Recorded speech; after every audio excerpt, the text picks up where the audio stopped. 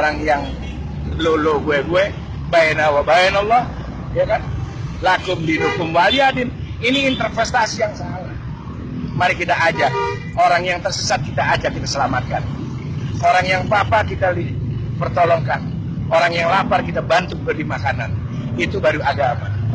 Karena ternyata agama lebih banyak di kalangan perutnya orang yang lapar, orang-orang yang miskin, orang yang di sana ternyata ada agama, ada air mata, ada tangisan, bukan di orang-orang kaya ini. Kalau orang kaya sudah bermain dalam ruang logika. Zakat 2,5%, ya kan?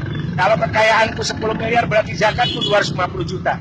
Tapi mana perwujudan? Ada orang yang zakat 250 juta? Ada? Nggak ada. Yang ada cuma nasi sebungkus sama ayam sama sambal, berharap dapat surga dari Allah dengan bahasa pahala. Kita lihat bagaimana Islam mau maju berkembang tatkala kita intoleran. Bukan intoleran dengan orang yang di luar sana, tapi intoleran dengan famili kita sendiri. Ikhwanul fiddin. Dia sama-sama bersahadat, sama-sama mengimami Al-Quran, sama-sama meyakini malaikatnya, ya kan? Tapi perilaku kita tidak pernah menyadari bahwa ada orang yang kita bantu sekitar kita. Dia ditanya, antum siapa? Ana muslim. Tapi mana? Coba kalau Anda pakai teori saya. Anda punya kekayaan 10 miliar, dizakatkan 250 juta. Ya kan? 250 juta jangan dibeli nasi. Kita tanya, ada jiron kita ini orang kerjanya cuma bolak-balik. Tanya, Kif, antum apa kerja? Saya nganggur. Terus saya mau dagang. Kenapa enggak dagang? Enggak punya modal. Oke. Ini ada uang. Berapa modalnya? Ya kurang lebih 20 juta. Nih pegang 20 juta. Anak pengen lihat inti dagang yang benar 20 juta. Tahun depan inti bayar zakat. Baru itu namanya rahmatan lil alamin. Kif, rahmatan lil alamin itu apa? Dari gelap menuju terang. Orang yang nganggur jadi bekerja, orang yang lapar bisa makan, itu menjadi rahmat. Kalau cuman antum bagi-bagi nasi sebungkus, pahala surga, lakra'ah ini hari, zaman udah now, orang sudah individualis, lebih percaya Google daripada percaya orang-orang bicara kebaikan. Lihat anak-anak bangsa kita itu, ya kan, mereka hidup ketersesat dalam pikiran, ya, mobil-mobil diisi pengamen. Ada kesadaran kita untuk membantu mereka, menyelamatkan mereka.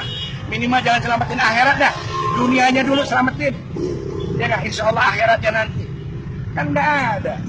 Kita begitu individu, kita seakan-akan sudah melewati tahta langit aja, seakan-akan kita ini orang benar di hadapan Allah.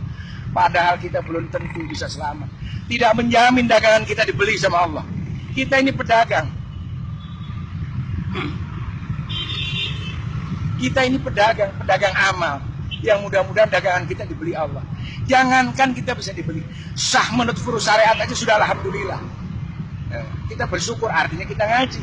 Tapi tetap kita ada wara. Wara itu berhati-hati di dalam kebenaran agama kita. Hati-hati bukan kita ini kelompok Syiah, kelompok Wahabi, kelompok Sunni, bukan itu. Berhati-hati amalan kita mendekatkan enggak dengan perilakunya Rasulullah.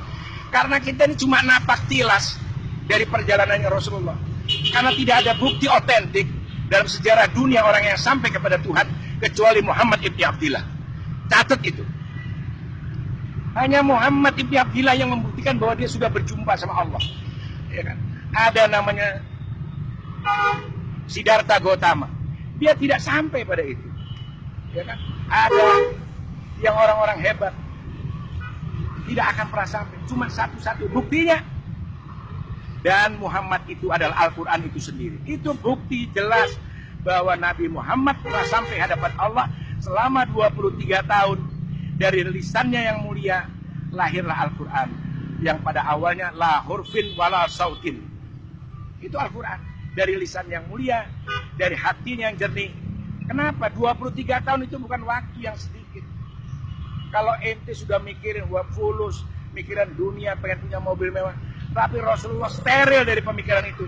Sehingga Al-Quran itu murni dan menjadi penuntun umat sampai hari ini. Dari dunia sampai akhirat.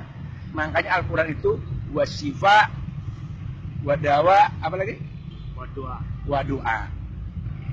Itu karena kejadian hati Rasulullah. Jadi mustahil. Kalau otaknya hubud dunia, ya kan, masih senang-senang duniawi, nggak ada itu. Jadi kalau Anda ingin menjadi orang yang berbeda, maka berbedalah engkau dalam segala perilaku daripada orang umum. Makanya Imam Ghazali sendiri memberi batasan. Ada kelasnya awam, ada kelasnya khas, ada khas bil khas. Ternyata khas bil khas itu awam itu adalah pola pikir, mindset cara berpikir kita.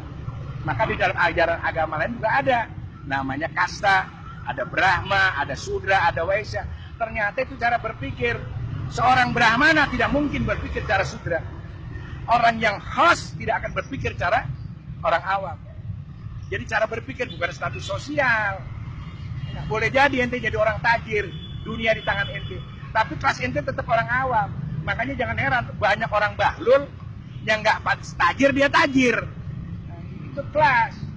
Jadi ingat bahwa khas adalah cara berpikir. Jadi orang yang cara berpikirnya intelektual, berbudaya, berkultur, bermartabat, dia akan menempatkan segala sesuatunya pada nilai-nilai terhormat. Tapi kalau antum memang orang rendahan, walaupun anda di pinggir jalan, ditaruh di istana sekalipun tetap anda rendah dalam berbudaya dan berkultur. Tapi kalau anda memang orang yang punya kelas, walaupun anda di pinggir jalan, tetap anda seperti mutiara di dalam lumpur, indah adanya. Assalamualaikum.